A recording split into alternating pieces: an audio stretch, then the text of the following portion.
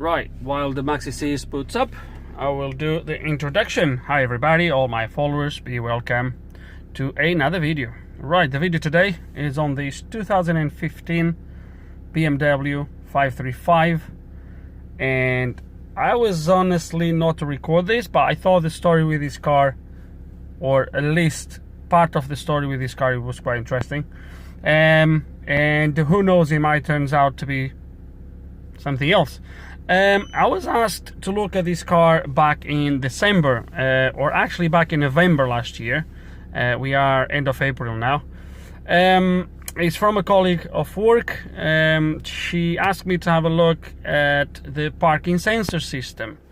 And the reason why she came to see me was because apparently she took the car, I don't think it was BMW, but she took the car somewhere, and she was quoted, if I'm not mistaken, £280 to fix the car. Now, she asked my opinion, and I gave her my opinion.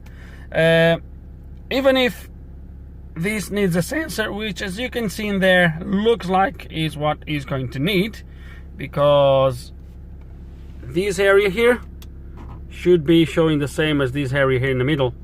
Now, a lot of the times the system is actually not even working. I was quite lucky this morning. The reports is that if it is wet, if it is raining, the system just doesn't work at all.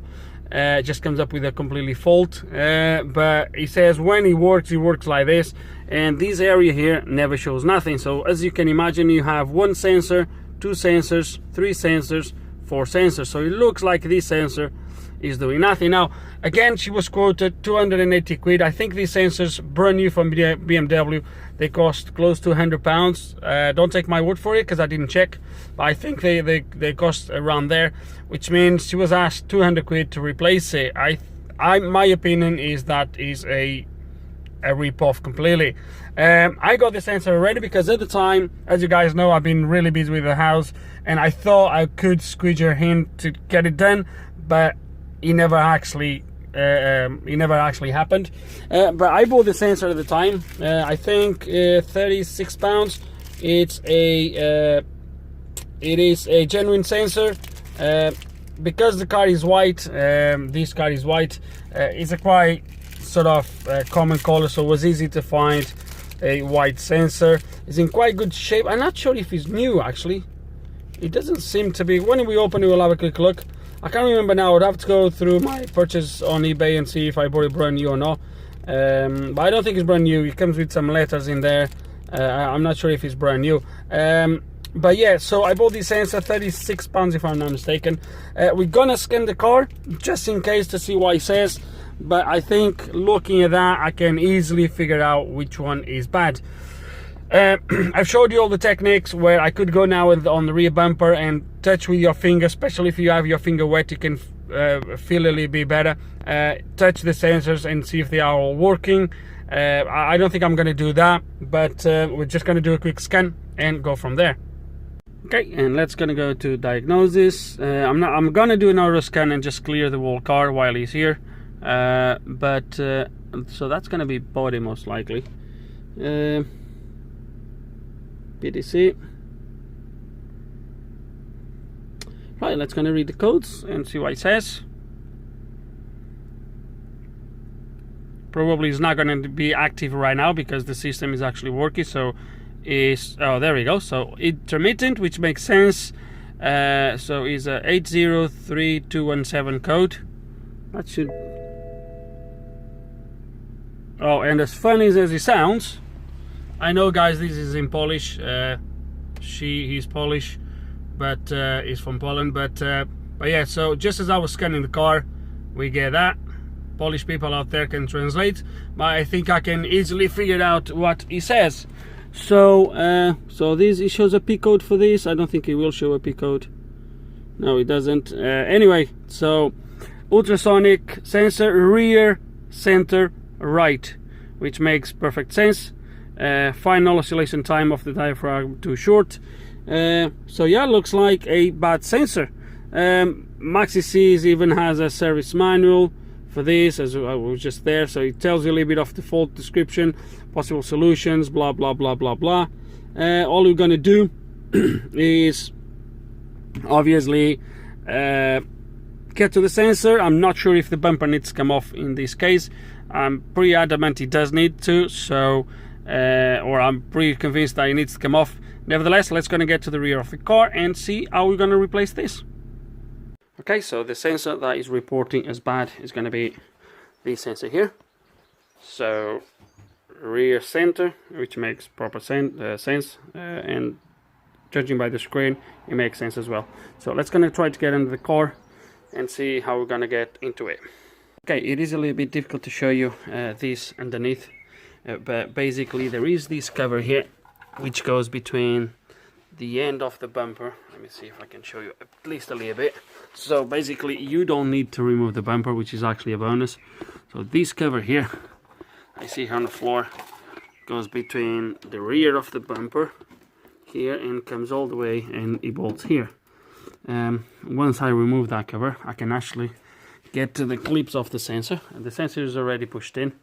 What you do basically have is two tabs, one at the bottom, one at the top, and then you push them apart, and you can do that with your fingers on the inside. From the outside you keep pushing the sensor, and as soon as you unclip those two tabs, it just slides out. Now I'm going to try to show you, I don't know if it's going to be possible. What I want to show you is the state of the plug. Let me see if I can actually show you that, because so the sensor is there hanging. So it's a brown sensor. Oh crap, it's a lot of rubbish. The wires look good to me, they are not broken. It doesn't seem to have water ingress or anything like that. I'm gonna unplug the sensor now. You need to push this tab. The funny thing is, oh no, it is on this side. This is definitely an original sensor. I think I need to push this tab back. I sprayed, you can see it wet because I sprayed a little bit of WD-40 to ease his way out from where he was. I'm gonna, this tab needs to go back. I'm gonna pull the tab out, check the pins, make sure there's no water ingress, but it looks good so far. Okay, the sensor is out, as you can see here, and as you can also see, the plug looks really clean. So I think this video is just gonna be a sensor replacement. Well, who knows, it might help someone out there. And definitely you don't need to take the bumper, at least for these two. I'm going to check actually, and I'll give you the information if you need to take the bumper for any other sensor. Have a look for you.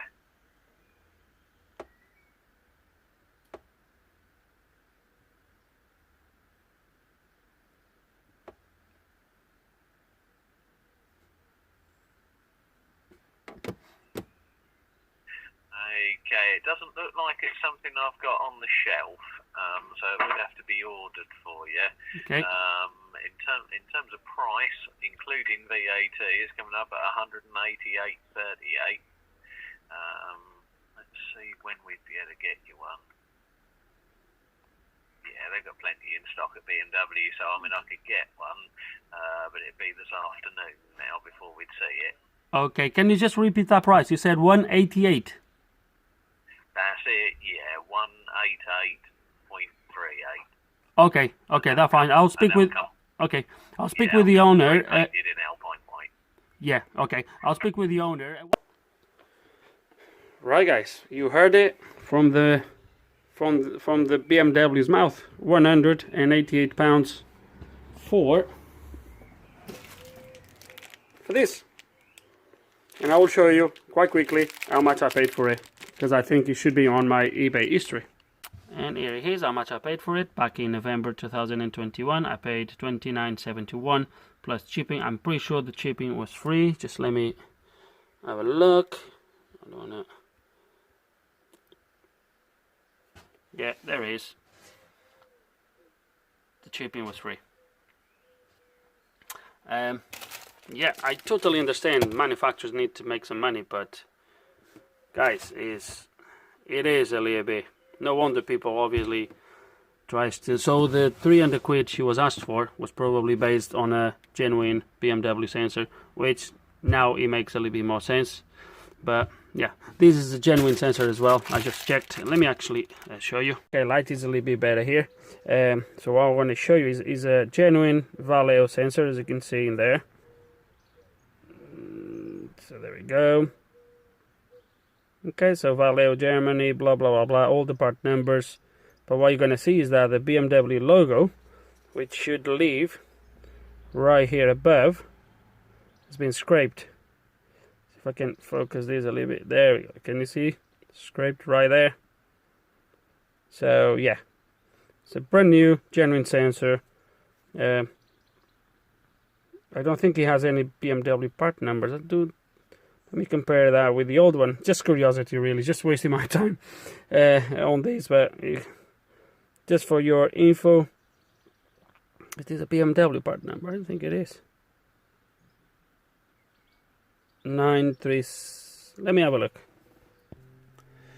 Okay, so no, it doesn't come with the BMW part number stamped on it. There is a 9 number here on the side, 9360174, but that number brings no match on Google. The place where the part number is stamped on the original sensor in this one is also scraped. You can barely see it, but it's not really scraped, but it's like it's been just wiped off or something like that with some sort of eating element, something like that. But that's where it is on the original. And just for your curiosity, guys, the part number for this is a 9275697. So that's the part number from BMW. Don't know if this part number has been superseded. Probably it has. Anyway, wasting too long. Oh, actually, it makes sense now. Can you see this sensor here? It's cracked in there. Probably is what made it to fail, because he allowed water ingress. You can actually see the crack all the way around. Okay, there we go. Right, let's gonna take this bit of rubber because we're gonna need it for the new sensor. Let's gonna slide this in and test the system again. Okay, and after alpha kilo of soil on the floor, the handle tray is back on, sensor is in place. Obviously when I bought it I knew it was white, so I bought a white sensor, so it looks good. So now let's gonna get inside the car and start this thing and see if it works okay. Oh, right, it's gonna start it.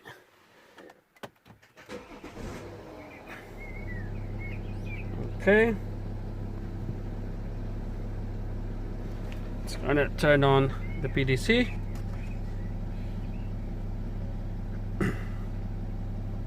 Let's let it boot, and it's not looking good to start with. Let me try to put something behind that sensor. That should do the trick, and indeed it did the trick. There we go. Right, so should have tried with the old sensor to see if with that box would do the same, but the lady said to me it wouldn't. Even when it was working, that area that I showed you at the start was always empty, would never show anything in there. So yeah, it looks like we got a fix. So I think the next thing we are going to do is just wipe the codes, and that's about it, really. Quite simple, guys, just a sensor replacement. Still, I hope there's some information that you guys might gonna find useful. It might help someone out there. Quite straightforward, nothing rocket science, but hey, sometimes it is what it is. So with no further ado, guys, hope you enjoyed the video. Hope there's some information here you guys can find useful. If you do still have any questions, any comments, please put them below. And like always, thanks for watching. Yeah.